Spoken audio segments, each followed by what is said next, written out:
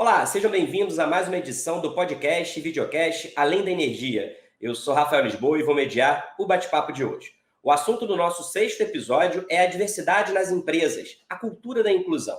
Diversidade de gênero, nacionalidade, raça, etnia, orientação sexual, entre outros. Como as empresas estão estimulando a igualdade de direitos e oportunidades entre seus colaboradores. E para falar sobre o tema, eu recebo aqui a diretora global de talentos e líder do programa 50-50 da Engie, Renata Espada, o CEO da Mapit, Rodrigo Viana, e a diretora de Pessoas e Cultura da Engie Brasil, Simone Barbieri. Eu quero muito dar as boas-vindas a vocês e, claro, agradecer pela participação de cada um aqui no nosso Além da Energia. Eu que agradeço, é um prazer enorme estar aqui discutindo esse tema com vocês. Obrigada pelo convite. Gostaria de agradecer também a presença e o convite de vocês. Vai ser um prazer enorme, espero que seja uma jornada muito proveitosa. E também quero agradecer aqui a todos pela presença e pela oportunidade de estar trazendo esse tema que é tão importante para a gente aqui dentro da Engie. Renata, como é que a Engie enxerga o tema da diversidade de gênero e quais são os principais objetivos da companhia nesse sentido? Bom, a Engie enxerga com muita seriedade a diversidade de gênero. Inclusive, faz parte da nossa razão de ser. Contribuir para um mundo mais justo, e a equidade de gênero é essencial para isso. As mulheres hoje representam metade da população, não são uma minoria. Elas representam também a metade dos nossos consumidores. Então, a inserção de mulheres no mercado de trabalho de forma adequada e justa é também um fator de crescimento econômico, não só para a empresa, mas para a sociedade em geral. Além disso, diversos estudos mostram que empresas que têm maior diversidade nos seus quadros apresentam melhores resultados financeiros. Então, para a Engie, a diversidade de gênero é também um fator de performance. E vale dizer que incentivar somente a diversidade não é suficiente. Como foi dito antes, a diversidade sem inclusão não traz os resultados que a gente espera. Então, a Engie hoje espera ser uma referência no mercado de energia em termos de inclusão de mulheres no mercado de trabalho. E, para isso, nosso Conselho de Administração aprovou um objetivo extrafinanceiro bastante ambicioso, que é de chegar à paridade no nosso quadro gerencial.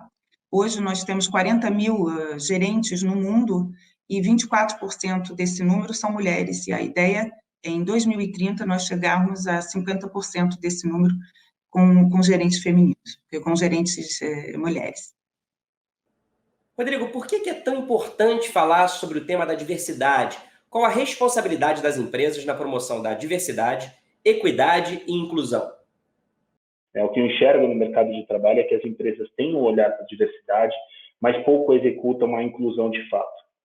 Então, acho que um pouco do papel nosso como empresário, das empresas em geral, que têm esse lugar de fala, que estão o tempo todo na mídia, que são figuras públicas falando sobre o tema, é de fato fazer com que as pessoas enxerguem a diversidade não necessariamente como uma batalha, mas sim como uma oportunidade de você criar um ambiente muito mais inclusivo para que as pessoas, de fato, se sintam fazendo parte dessa organização e consigam aí crescer com seus planos e construir uma carreira, dando oportunidade para que pessoas tenham uma vida melhor.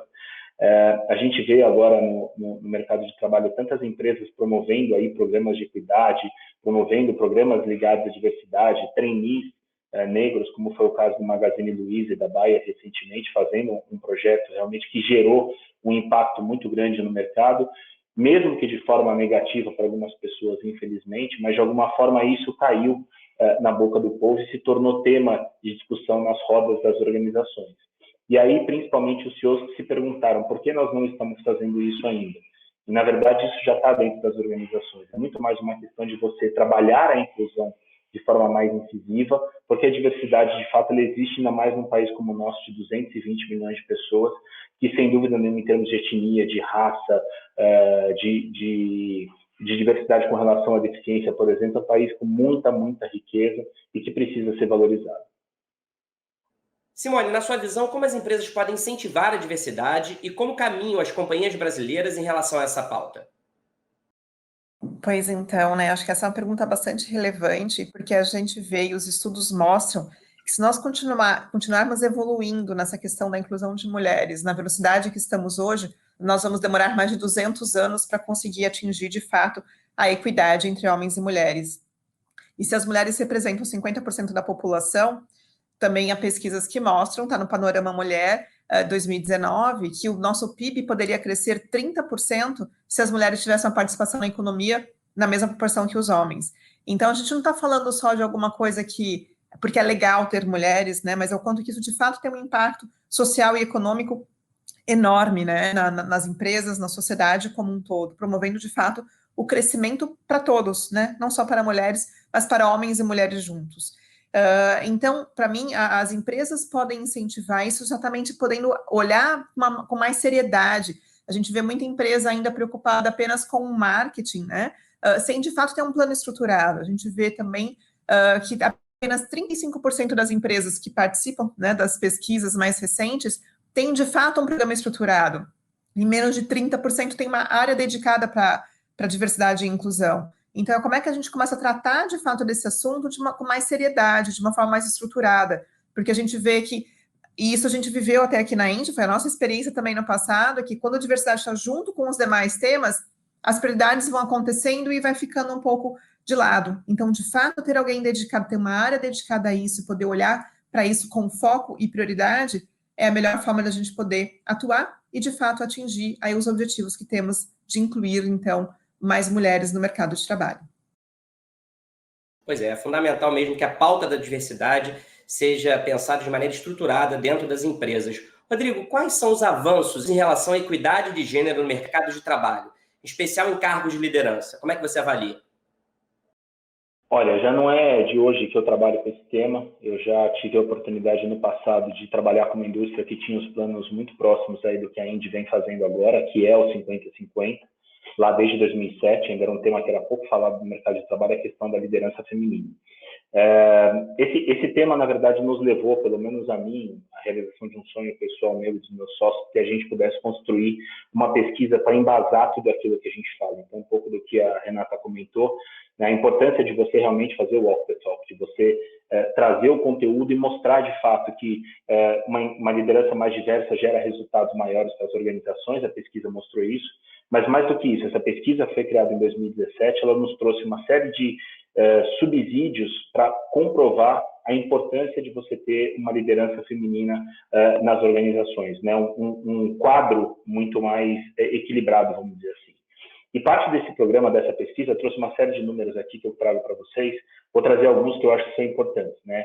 Em 2019, são 3 anos de pesquisa, 2017, 18 e 19, 2020, em virtude da pandemia, a gente não fez, mas 2021 a gente já começa agora a planejar o projeto, junto com o INSPER, né, e com o Instituto Qualibest também. Na questão de posições de CEO, a gente veio de um número em 2017 de 8%, 2018 15%, e 2019 a gente vem a 13% de mulheres em cargos de liderança. Então, esse é apenas um pequeno dado, só para trazer um pouco mais de discussão do conteúdo. Os dados estão no nosso website sobre a Panorama Mulher, mas tem uma informação que eu acho que é muito relevante quando a gente fala desses programas, né? Se você pega empresas que têm programas reais de empoderamento feminino, programas não necessariamente só o programa em si, né, a diversidade, mas a inclusão e programas bem estruturados, você tem pelo menos uma probabilidade de quase 40% de ter mais mulheres em cargos de liderança do que empresas que não têm esses programas. Isso é só para dar um pouco da dimensão de que um pequeno trabalho sendo feito através da área de recursos humanos, com o envolvimento da alta liderança, para a promoção da equidade de gênero de uma forma equilibrada e, de fato, a igualdade de oportunidade para todas e todos, eu acho que já indica de que você tem mais possibilidade de ter mulheres nesses cargos. Eu costumo dizer, esse processo é uma vivência muito especial, são 3 etapas importantes, a pesquisa mostra isso também. O primeiro deles é o diagnóstico, né? O fato de você conseguir ter uma leitura muito clara do cenário da sua organização, desde os cargos de base até os cargos de alta liderança da companhia. Após o diagnóstico, você faz um trabalho de educação, e aí envolve o tema da diversidade, envolve a quebra dos vieses inconscientes nas barreiras que tem entre as áreas, as pessoas também, para numa terceira etapa você começar a trabalhar a inclusão. E esse é o passo muito importante das empresas. A gente só consegue atingir os 50-50, 50-50 nas organizações, ou uma empresa que tenha realmente esses valores na sua fundação de uma forma muito sólida, a partir do momento em que há um diagnóstico e a educação das pessoas sobre a questão de igualdade, para não se tornar uma batalha, mas sim um caminho e uma jornada em que todos vão estar envolvidos e engajados nesse projeto. Renata, você mencionou aqui na sua primeira resposta que a ENDE tem um objetivo não financeiro global de atingir a meta de 50% do seu quadro de gerentes composto por mulheres em 2030. O que a empresa pretende fazer ao longo dos próximos anos para atingir essa marca? Bom, essa marca é muito difícil de ser atingida. Como eu tinha dito anteriormente, nós estamos a 24% do nosso quadro de gerentes com talentos femininos. Então, para dobrar essa porcentagem, é necessário bastante esforço da empresa. E, primeiro, um esforço financeiro também. E como a Simone mencionou, é importante um programa estruturado, a coordenação de vários atores da empresa com o mesmo propósito. E aí, foi por isso que a ENGIE resolveu criar esse programa que a gente chama de 50-50. É um programa que tem uma perspectiva sistêmica e que atinge todo o ecossistema do grupo, em vários níveis. É um programa para promover a transformação cultural que foi mencionada pelo Rodrigo. E através de inúmeras ações de sensibilização, de conscientização, em todos os níveis hierárquicos, ações de desenvolvimento, desenvolvimentos para atingir uma liderança inclusiva em todos os aspectos e em todos os setores da empresa. Esse programa engloba também revisão de políticas de recursos humanos, porque uma vez que nós sensibilizamos e que nós educamos a nossa população nessa cultura inclusiva, é importante que a própria organização seja inclusiva.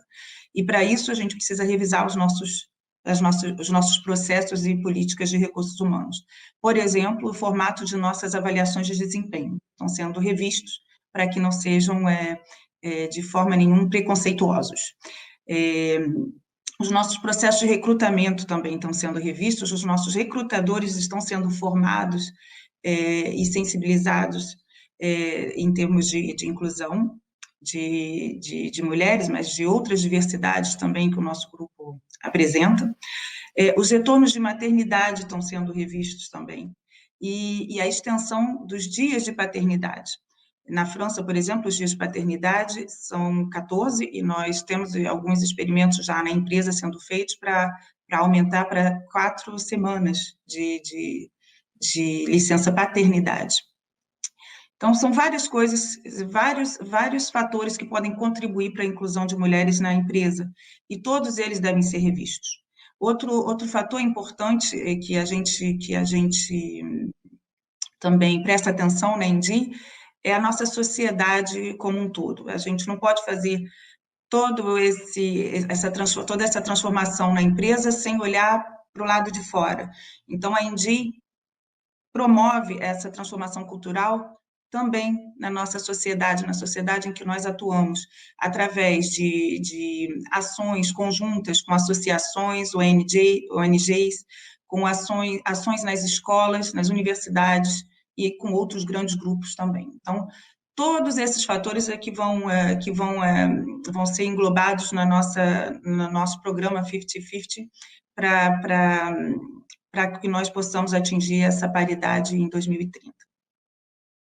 Simone, a Renata falou aqui bastante das medidas que estão sendo implementadas para se avançar nesse programa 50-50 e falou também do papel, da responsabilidade da ENDE na transformação cultural da sociedade, tendo em vista aí a equidade de gênero. A gente sabe que a ENDE também aderiu aos princípios de empoderamento das mulheres, uma iniciativa da ONU Mulheres para a promoção da igualdade de gênero. Eu queria que você falasse um pouco dessa iniciativa e de como a empresa também planeja colocar em prática o seu objetivo global aqui no Brasil.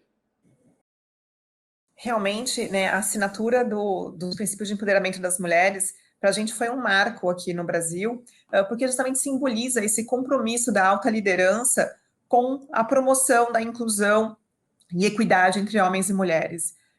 Então, mais do que ele ser uma ação em si, né, mas acho que esse símbolo que ele simboliza, né, desse compromisso realmente da autogestão. Além disso, ele também nos dá algumas diretrizes, você faz uma autoavaliação ali dentro do sistema e que dá algumas diretrizes por onde continuar na evolução desse caminho. porque a inclusão é uma jornada, né? Não é alguma coisa que você tem um mapa certo aqui, uma listinha de ações que você implementa e acabou, e tem um ponto de chegada, né? Não tem. Acho um pouco do que o Rodrigo trouxe, né, inicialmente, é o quanto que diversidade você até, diria, consegue mais facilmente. Você coloca um monte de gente ali, mas promover de fato a inclusão, que as pessoas de fato se sintam parte, pertencentes, né? E tendo o mesmo tipo de tratamento, tendo o mesmo tipo de acesso às oportunidades, é o grande desafio. Então, para a gente, essa assinatura dos princípios de empoderamento, exatamente, acho que ele tem esse símbolo muito forte desse compromisso. E com isso, junto com isso, né, a gente criou uma área dedicada à diversidade e inclusão no final de 2019, e desde então a gente vem estruturando uma série de ações para que essa diversidade e inclusão ela seja de fato possível. Como eu disse antes, ela acabava se perdendo no meio de tantas outras ações, tantos outros projetos, era mais uma ação, né? E agora não, agora a gente tem realmente uma área dedicada a isso, para a gente ter um esforço direcionado. E nós focamos nesse primeiro momento na conscientização e sensibilização, para que realmente todas as pessoas possam entender por que diversidade é importante, por que temos que falar de diversidade, por que a inclusão é tão importante, né? E poder ter essa consciência, quanto que isso gera resultado, quanto que isso melhora a nossa capacidade de tomada de decisão, a efetividade das tomadas de decisões. Existem hoje várias pesquisas que demonstram isso. Então, é nessa linha que a gente começou trabalhando, para que também os homens se sintam parte desse processo. A inclusão não vai acontecer só trabalhando com mulheres ou só trabalhando com homens, né? É feita com um todo, o ambiente tem que ser inclusivo. Então, como é que a gente proporciona esse ambiente que seja mais inclusivo, que as pessoas tenham mais empatia uns pelos outros, entendam a necessidade de um e de outro mais individualizada, de que a gente fala que tem que tratar todo mundo igual, né? Mas na verdade tem que tratar todo mundo igual respeitando as diferenças, né? Porque se eu tenho necessidades diferentes, eu preciso tratar de formas diferentes a mesma questão, dando sim o acesso igual, né? A oportunidade igual. E esse realmente é o grande desafio. Rodrigo, você acredita que a diversidade e inclusão passam por uma mudança de comportamento geracional? Por exemplo, as novas gerações estão mais abertas e dispostas a colocar em prática essas pautas nas empresas? Rafael, eu me sinto privilegiado por ter tido a oportunidade de começar a minha trilha, né, em relação à diversidade e inclusão dentro do mundo de recrutamento, nesse ambiente de liderança 50-50 de homens e mulheres lá em 2007. Né? Então, eu acompanhei todo o processo de uma indústria muito tradicional, multinacional, norte-americana, nesse processo até conseguir, depois de quase 12 anos, atingir esse índice de 50-50 entre homens e mulheres. E nessa jornada, vamos dizer assim, eu acabei lidando sempre com gestores muito mais seniors, até em termos de experiência, de tempo de casa, de tempo de carreira, e eu já naquela época acompanhava realmente as gerações que estavam começando a sua carreira, já vindo com uma pegada muito mais inclusiva, isso lá em 2007, 2009, muito mais mente aberta às coisas, sem tanto viés, sem tantas barreiras em relação ao tema. De 3 anos para cá, depois que eu iniciei o projeto da MEP dentro do grupo aqui, eu sou um dos fundadores do grupo, me desloquei para esse projeto, eu passei a lidar com os jovens, né? Então a MEP é uma empresa voltada para o público que está iniciando a carreira. Então eu passei a falar de diversidade de uma forma muito mais ampla hoje, mas eu comecei a falar com um público muito diferenciado. Público esse que foi formado, vamos dizer assim, com uma mentalidade muito mais aberta, sem as barreiras e os vieses que nós, talvez executivos, pelo menos eu me coloco nesse grupo aqui, que hoje com 44 anos, já me coloco com um pouco de algumas barreiras anteriores a essa, desde a minha educação, da minha formação até onde eu cheguei hoje, e eu tive que quebrar muito dessas barreiras, mais velho, né, mais experiente, vamos dizer assim, versus uma geração que já nasceu com esse DNA. Né? Então, hoje, quando você conversa com os jovens, quando você faz mentoria com esse público, eu faço muita mentoria com jovem aprendiz, eu faço mentoria com jovens que se formam nos Estados Unidos hoje, a gente tem um programa de repatriá-los aqui na MEPET. O que eu percebo é que já é mentalidade não só culturalmente brasileira, mas em outros países também, de você criar esse senso do voluntariado, senso de você dedicar horas, dedicar tempo às pessoas e à diversidade de fato, à equidade de gênero. Então, ajudar aquela pessoa que eventualmente não teve a condição que você teve de estar naquela escola, dar oportunidade para essas pessoas e interagir com elas no sentido de engrandecê-las.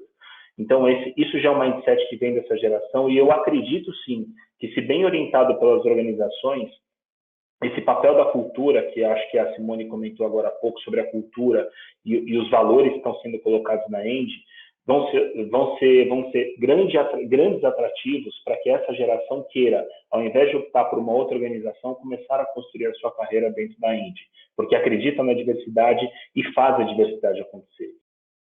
Pois é, a cultura inclusiva tem se tornado cada vez mais um atrativo dentro das empresas, né? Principalmente para essas novas gerações. Renata, quais são os desafios, na sua opinião, em relação à implementação de uma cultura inclusiva nas empresas? E no caso específico da Engie? Bom, os desafios são muitos. O primeiro deles é o de promover a inclusão de mulheres no mercado de trabalho sem excluir os homens.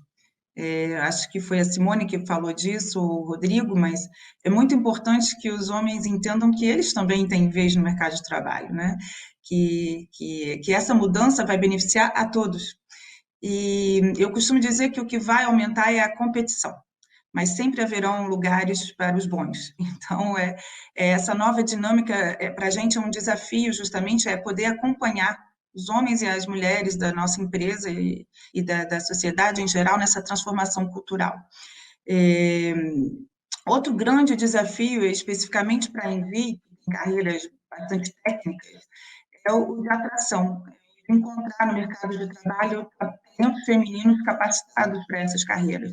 A percentagem de mulheres hoje nas escolas de engenharia ainda é bastante reduzida.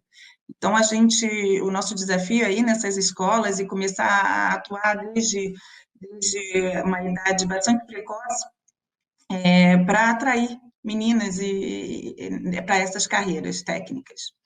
E, finalmente, um outro grande desafio que não pode ser negligenciado é ligado à nossa herança cultural. Acho que foi o Rodrigo que comentou, são muitos os preconceitos que a gente carrega, né, ao longo da vida, e muitos deles inconscientes.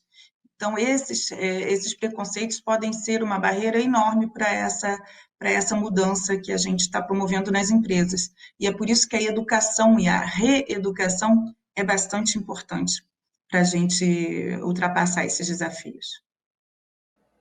Pois é, educação fundamental para superar aí preconceitos, essas questões todas que fazem parte da nossa herança cultural. Simone, na Engie Brasil, vocês completaram um pouco mais de um ano, né, da área de diversidade e cultura. Você conta para a gente, então, quais foram os principais aprendizados nesse período?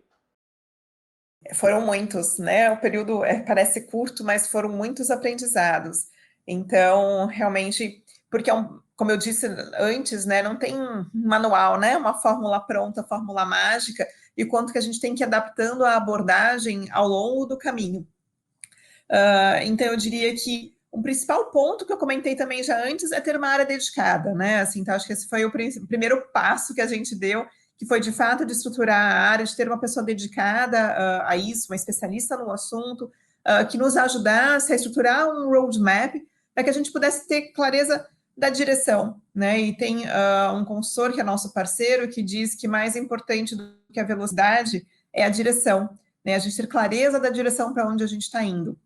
E é isso que a gente tem buscado, né? E o outro ponto bastante importante que foi reforçado agora com a Renata é essa questão do incluir homens e mulheres na discussão, que não é um assunto que você não trata de diversidade só falando com mulheres, ou só trazendo treinamento para mulheres, ou, né, o que for, existem muitas ações voltadas para as mulheres, e ok, elas também são necessárias, mas como que a gente inclui os homens nesse processo, né, para que realmente a gente possa transformar a cultura e possa transformar realmente o ambiente num ambiente inclusivo, e que gênero ele é apenas a porta de entrada, né, é o primeiro tema da diversidade que a gente trata, porque ele já avançou um pouco mais, acaba sendo um pouco mais fácil, vou dizer assim, para trazer para dentro das organizações, mas o quanto é tratar com um diferente, é tratar com aquele que pensa diferente de mim, que tem um background cultural diferente de mim. Então, é disso que a gente está falando, né? E por isso que é importante incluir todos e todas nessa discussão.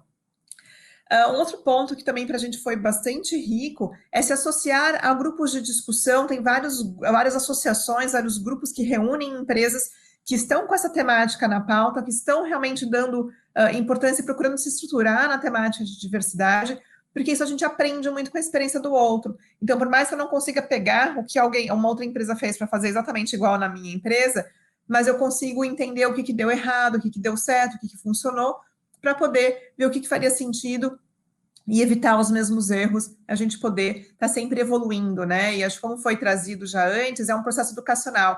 E o educacional é da gente com a gente mesmo, é da gente para dentro da empresa e é da gente para a sociedade, né? Na medida em que a gente traz a temática, na medida em que a gente fala sobre os temas, a gente vai quebrando alguns tabus também e vai trazendo a consciência, todos os vieses inconscientes que a gente tem, né? Rolou no WhatsApp agora, no último final de semana até, um vídeo que falando de uma historinha e que você tinha que saber quem que era o CEO, né? E como em inglês é The CEO, então já não tem o gênero, que no português a gente já tem o gênero que já direciona, né, um pouco mais.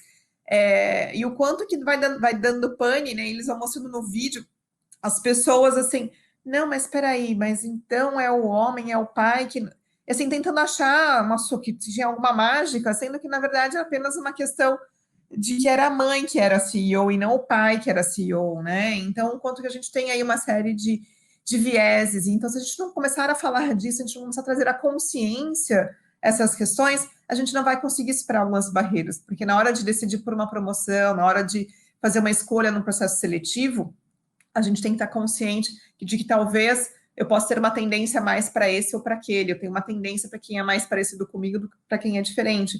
Então, a gente precisa falar mais sobre isso.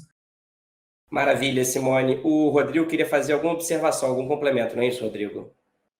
Eu queria, de novo, quebrar um pouco do protocolo para comentar um ponto que eu acho que é um dos maiores desafios das organizações quando se pensa na questão de equidade na alta liderança entre homens e mulheres, que é a questão da remuneração. Primeiro porque na pesquisa Panorama nós tivemos uma dificuldade enorme em obter as informações para a nossa pesquisa dessas empresas sobre a questão de remuneração, salários entre homens e mulheres de forma igualitária. As empresas não respondiam a essa informação e a gente tinha que pular, nós tivemos que cortar essa informação da pesquisa, deixamos de lado, né? Há 3 anos a gente não consegue voltar com isso. E nós fizemos recentemente, num dos grupos que eu faço parte hoje, da Aliança para o Empoderamento da Mulher, com mais 12 empresas multinacionais, em que nós fizemos um estudo com a Fundação Dom Cabral, apresentamos aos CEOs dessas empresas, então estudos individualizados e como grupo, e nós entregamos ao CEO dessas 12 organizações, e aqui eu menciono algumas delas, como KPMG, UI, própria PwC, Avon e Whirlpool, entre outras, e a gente mostrou para eles como era o gap entre esses salários de homens e mulheres, principalmente nos cargos mais seniors.